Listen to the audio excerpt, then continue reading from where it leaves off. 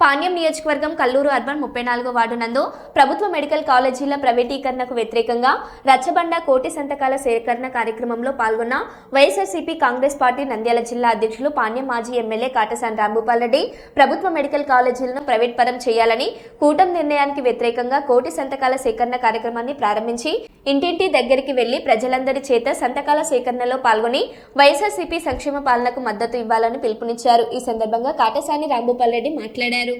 అందరూ కూడా ఆలోచించాల్సింది ఒకటే, ఎందుకు జగన్మోహన్ రెడ్డి గారు ఈ మెడికల్ కాలేజీలు ప్రైవేటీకరణకు వద్దు ఎందుకని అడ్డపడుతున్నారన్న విషయం మీకు అందరికి కూడా తెలిసాల్సిన అవసరం ఉంది. ఇక్కడ మీరుండే అక్క చెల్లెలందరూ కూడా మీరు ఒక్కసారి ఆలోచించితే మీ పిల్లలందరూ కూడా ఎంబీబీఎస్ చదవడానికి అవకాశాన్ని కల్పించాలనే ఉద్దేశంతోనే అంతకుముందున్న ముఖ్యమంత్రి జగన్మోహన్ రెడ్డి గారు ప్రభుత్వ పార్ట్నర్షిప్ కింద ప్రభుత్వం కిందనే 17 మెడికల్ కాలేజీలు తీసుకురావడంతో 17 మెడికల్ కాలేజీలు ఉంటే దగ్గర ఒక్కొక్క కాలేజీకి 100 మెడికల్స్ ఎంబీబీఎస్ సీట్లు ఉంటాయి. మొత్తం 17 మెడికల్ కాలేజీకి 1700 మందికి ప్రతి సంవత్సరం కూడా ఎంబీబీఎస్ డాక్టర్లు కావడానికి అవకాశం ఉంటుంది. దీంట్లో ఎటువంటి డొనేషన్లు లేకుండా మీరు ఒకవేళ దీంట్లో మేనేజ్మెంట్ కోట కానీ ఏం కానీ ఉండదు. ఎవరైతే కష్టపడి చదువుతారో, ఎవరికైతే ర్యాంక్ అవుతుందో, మీ పిల్లలు ఎవరైతే కష్టపడి చదివి ఉంటారో అటువంటి వాళ్లకు మాత్రమే ఈ 1700 మందికి ఎంబీబీఎస్ సీట్లు వచ్చే పరిస్థితి.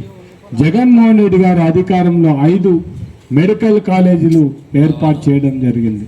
అంటే ఈ మెడికల్ 5 కాలేజీలు కూడా ఇప్పుడు రన్ కావడం జరుగుతుంది. 2 మెడికల్ కాలేజీలు కూడా ఓపెన్ చేయడం జరుగుతుంది. అంటే 7 మెడికల్ కాలేజీలు పూర్తి చేసిన ఘనత మన నాయకుడు జగన్మోహన్ రెడ్డి గారు. 10 కాలేజీలు పూర్తి చేయడానికి కేవలం 5,000-6,000 కోట్లు ఉంటే మొత్తం ఒక్కొక్క కాలేజీకి 500 కోట్లు అయితే 10 కాలేజీలకు 5,000 కోట్లు అయితే పూర్తి అయిన పరిస్థితి. అంటే ఇది ఎందుకు మెడికల్ కాలేజీలు కూడా గవర్నమెంట్లోనే ఉండాలనుకుంటే మీ పిల్లలు ఎవరైతే క్లవర్ స్టూడెంట్ ఉన్నారో వాళ్ళందరూ కూడా చదువుకోవడానికి అవకాశం ఉంటుంది. అంతకంటే ఎక్కువ రేట్లకు పెంచిన ఘనత చంద్రబాబు నాయుడు అనేది మాత్రం ఇక్కడ ఉండే మీరందరూ కూడా గమనించాలని నేను ఈ సభాముఖంగా విజ్ఞప్తి చేస్తాను.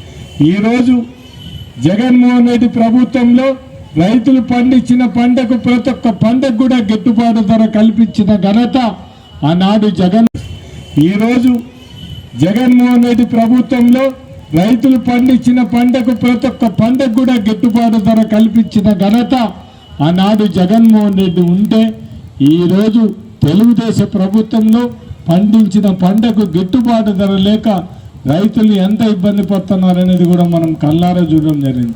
ఉల్లిగడ్డలు అమ్ముకోలేక రోడ్ల మీద పోసి అమ్మిన పరిస్థితి మనం కళ్ళారా చూడడం జరిగింది. టమాటా పండ్లు కొనేవాడు లేక రోడ్ల మీదనే పోసి భూములలోనే వదిలిపెట్టిపోయిన పరిస్థితి మనం చూడడం జరుగుతుంది. అంటే ఏ దానికి రేట్లు ఉన్నాయో మీరందరూ ఒక్కసారి ఆలోచించండి. పథకాలని లేకపోతే మా చొక్కాలు పట్టుకొని నిలదీసి అడగమని చెప్పడం జరిగింది. అందుకే మిమ్మల్ని అందరినీ కూడా వాళ్ళ చొక్కాలు పట్టుకోవాల్సిన అవసరం లేదు, కానీ ఖచ్చితంగా వాళ్ళని మీరు ఆ రోజు ఎలక్షన్ల ముందర చెప్పినారు. అవన్నీ ఎందుకు ఇవ్వలేదనేది మాత్రం మీరందరూ కూడా వాళ్ళని నిలదీసి అడగమని మాత్రం నేను ఈ సభాముఖంగా విజ్ఞప్తి చేసిన. ఇక్కడున్న అక్క చెల్లెలు మీరందరూ కూడా ఒక్కసారి ఆలోచించాల్సిన అవసరం ఉంది. చంద్రబాబు నాయుడు మిమ్మల్ని ఎంత మాటలతో మోసం చేసినారనేది కూడా మీరు ఆలోచించారు. జగన్మోహన్ రెడ్డి గారు ఇచ్చే పథకాలతో పాటు సూపర్ 6 పథకాలన్నీ కూడా కల్పిస్తానని చెప్పడం జరిగింది.